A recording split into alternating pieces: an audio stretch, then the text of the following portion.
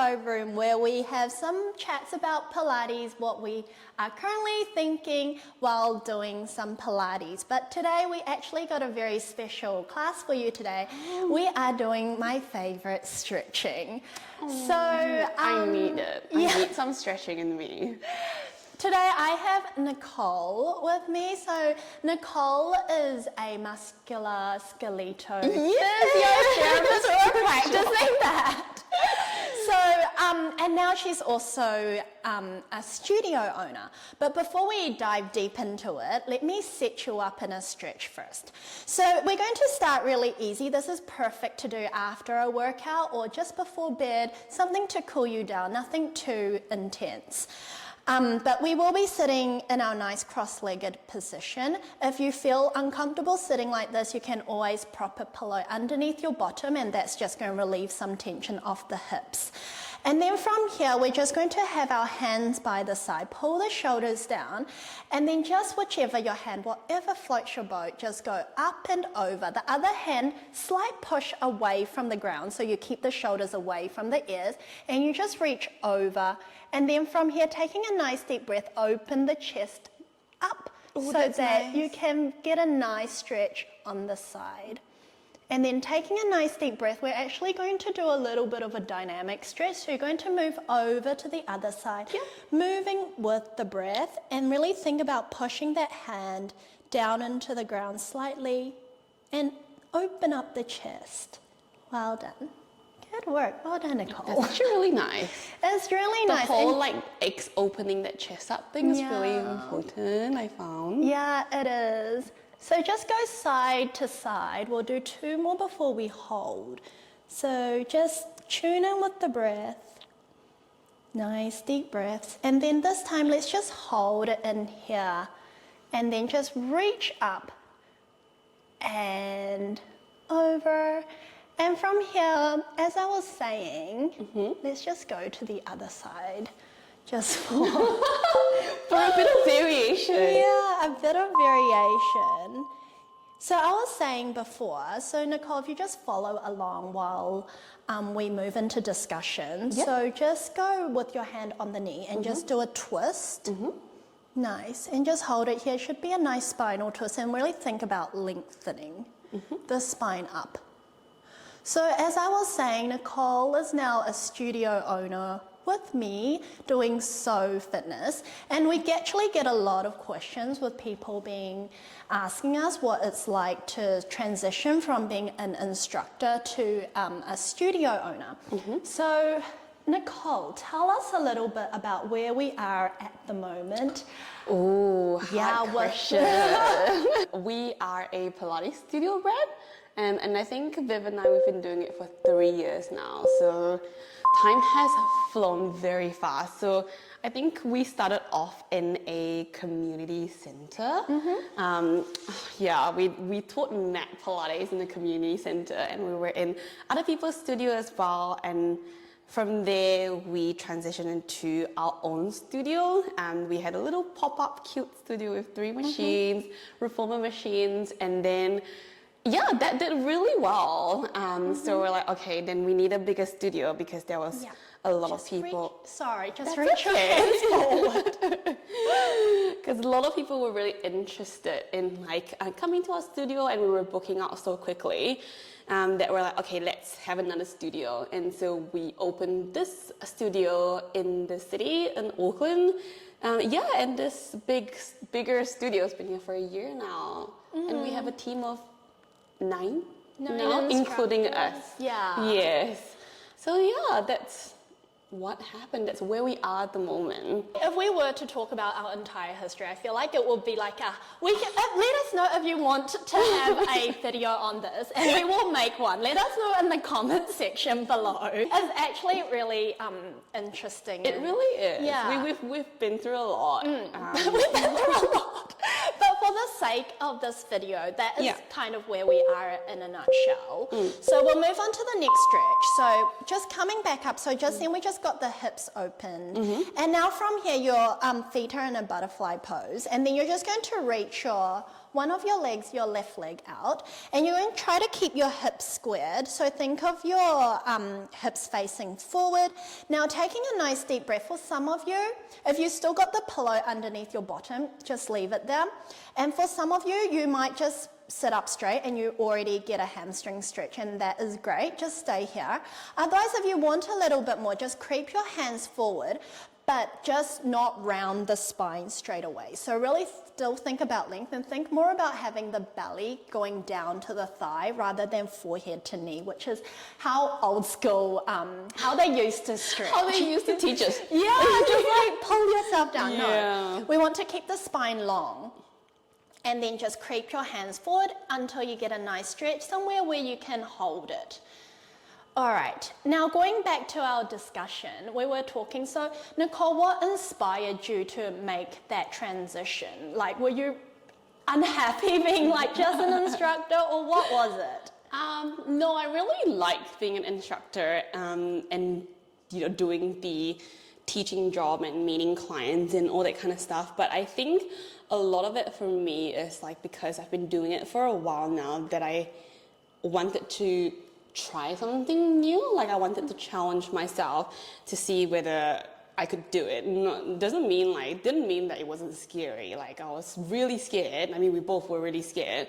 But I think it was just one of those things where if you don't try, you would never know. And your life would be one of those like, oh, I could have started my own studio, or you get so, like there's this like build up resentment that you're like, oh yeah, like I've been teaching for so long, like what should I do next? Like, is this all it's ever gonna be? And then you're like, oh, let me just try something new. But I think like I'm quite glad that we just like, let's do this and open the studio pretty much. Yeah. Because you were practicing for so long that you felt like it was time to take the next step and you wanted to try something new. That's really cool. Yeah, and I think it's also really nice to like have your own little studio. It is. Like it's like an adventure. Like every day is like something different. Yeah. Like the good and the bad. You've kind of answered my next question. That is great. Sitting up, and then let's just switch the leg while I go a little bit deeper. So remember straightening up the hips so that you get a nice stretch in the hamstrings, the back of the legs, and then just slowly walk yourself forward. Can you guess what my next question was going to be?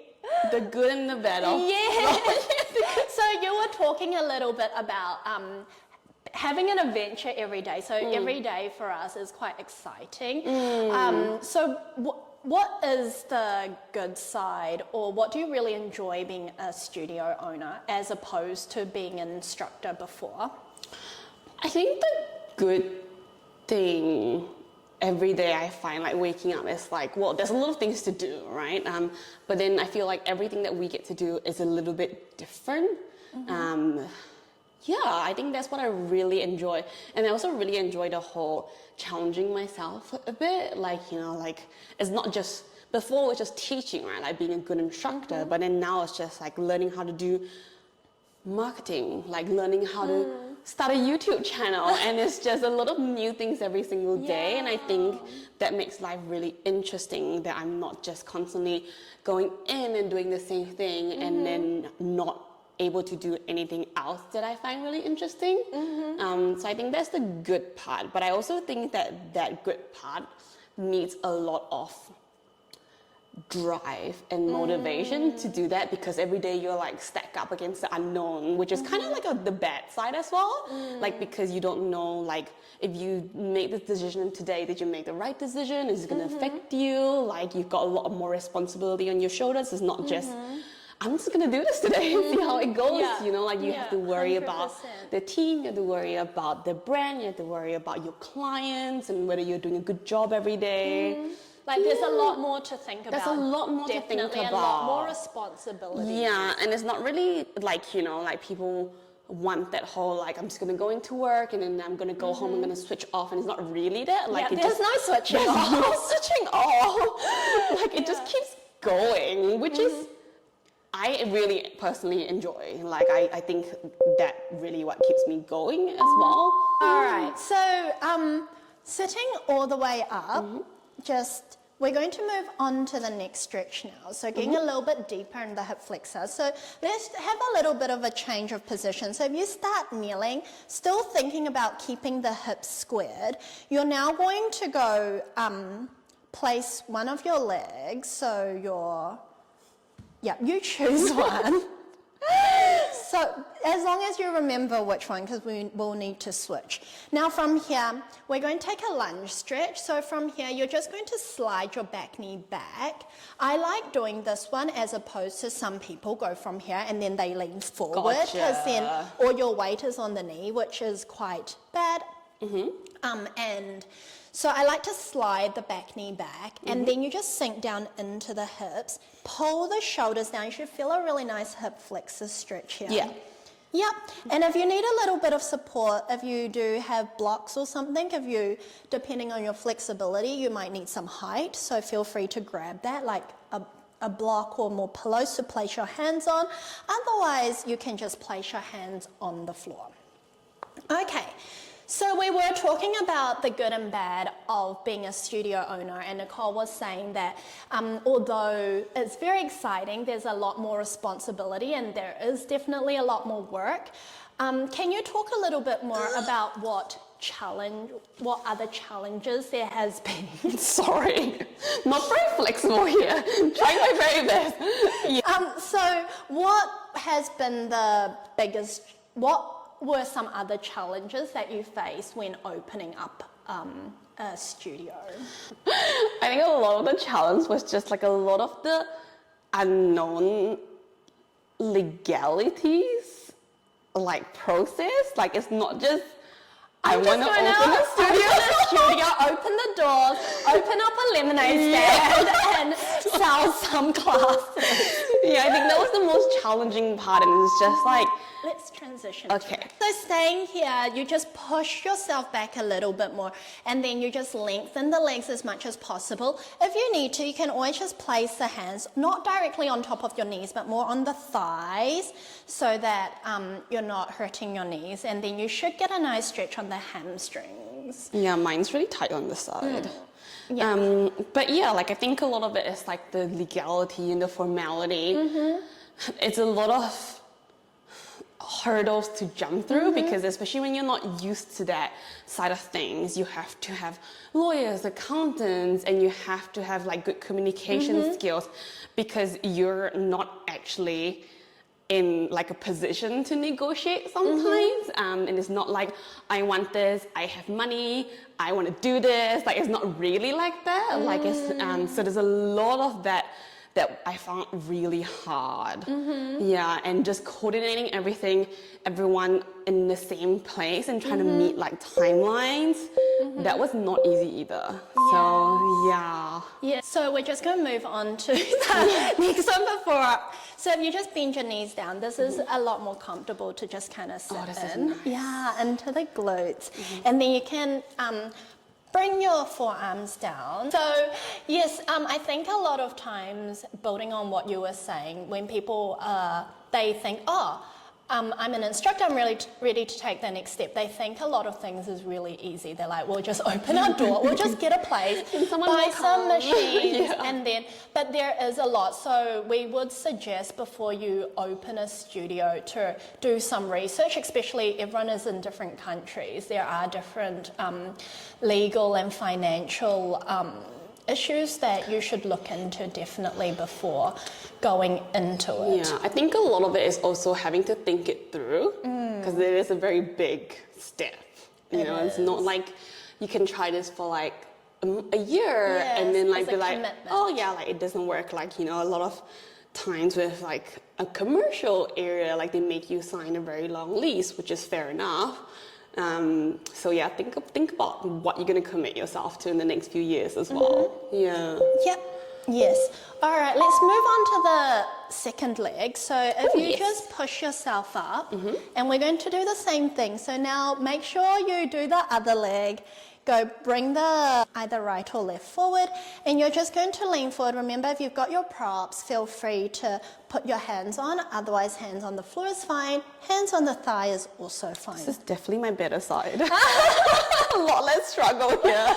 Okay, well, while you're in your better side, Yeah. we can move on to the next question. So my other question for you is now that you've transitioned from being an instructor to a studio owner, has it changed your perspective on the whole Pilates industry or how you view Pilates at all?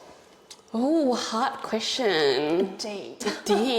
I think like in general, not really. Like I think Pilates is still Pilates. But I think now being on the business side of things and owning a studio is being a lot more aware of like what Pilates is being perceived by the general public, like the different types of Pilates, like what is trending right now, and if Pilates is trending, why is it trending?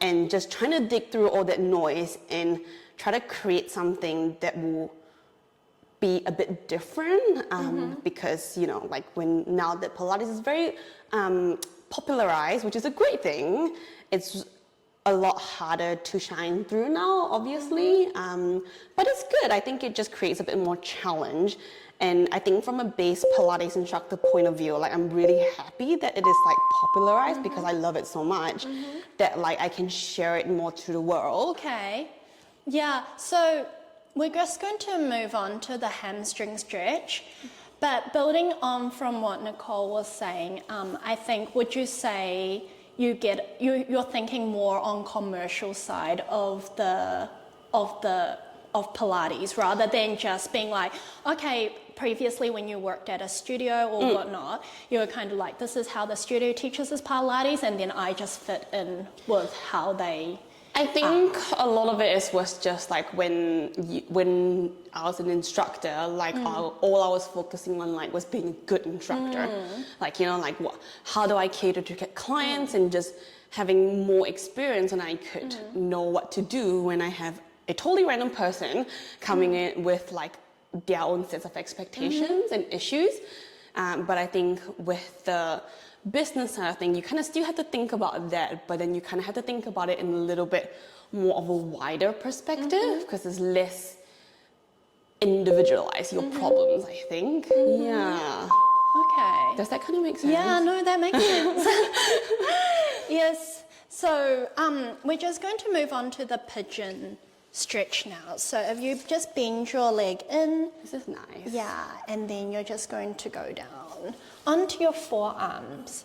So we've talked about the advantages and disadvantage of being a studio, or like the challenges that we face as a studio owner.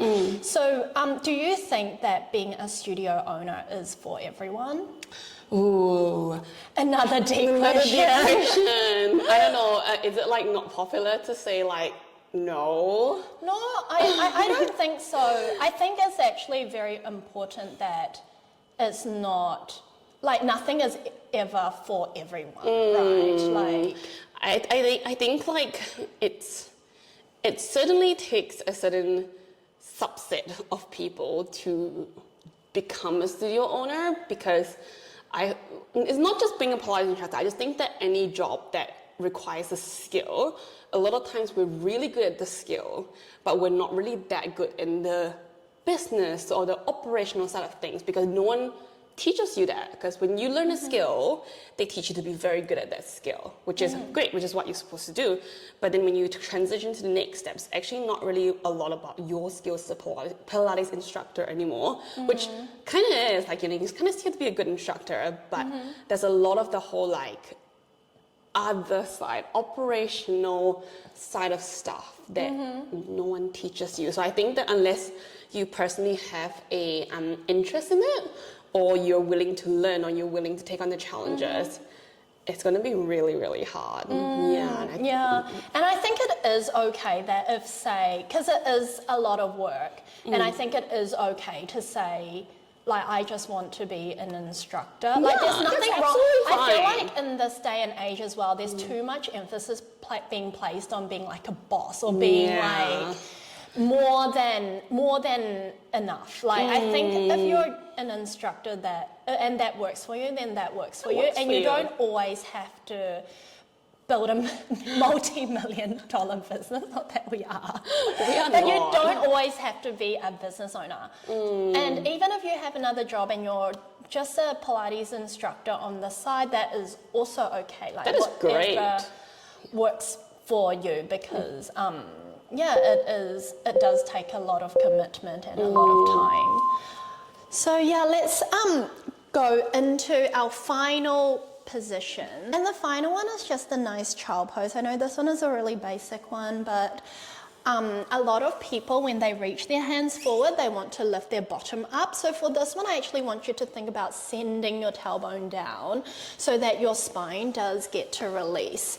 So if your knees are uncomfortable being placed together, have it slightly apart. Otherwise, you'll feel free to have it together and just reach your hands forward.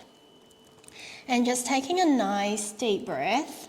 And the final question I've got for Nicole is, what kind of advice or tips do you have for instructors who do want to transition into becoming a studio owner? Ooh. I think the advice that I would wish someone told me is that you need to be okay with the amount of things that doesn't get done. Yeah. That it is okay that you never achieve what you set out to achieve, and things never happen according to where you want it to happen, and timelines just don't get matched ever.